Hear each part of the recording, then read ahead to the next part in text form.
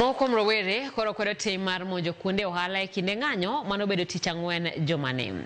Rowere go wacho ni nitie josiasa moko madonjore e ng'anyo mar rowere kendo tiyo gi kweth njore e rocho ng'anyo. Gijiwo rowere mag Gen Z mondo omi oti gi yore mamoko minyalo ti godo e yudo ratiro ne jogo manowito ngimagi kod yudo hinyruok e ng'anyo ma higa mokalo.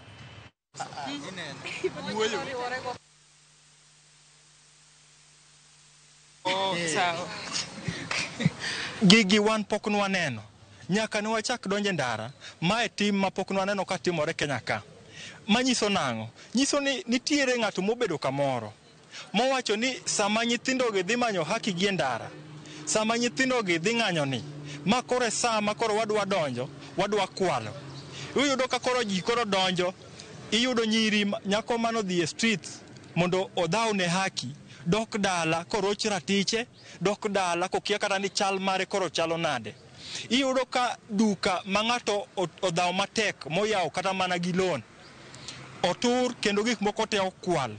To koro wapenjo niya, ere tiende wadonje ndara ni wamanyo haki ne jo Kenya, to e manyo haki no wayudo ka jo Kenya mang'eny wuok koinyore maloyo kako okonyore.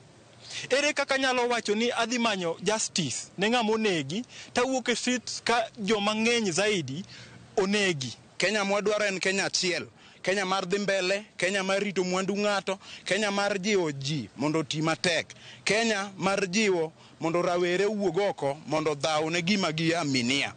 But wuok oko mondo wamed ketho Kenya, mano Kenya mwadwaro. Ka Gen Z dwaro ni gikel changes, wang'iyo pale e bunge kucho, gifight mondo gidhi e bunge kucho kuonde kwe malos bedo med, gik manyalo miyo kanti wasongo mbele, lakini ka gitemo bedo the streets, giketho gigeji, mano gimedo kelo asara ni pinywani, to mane kaka tax ibiro med ting' malo, to mane kaka uchumi medo dhi malo.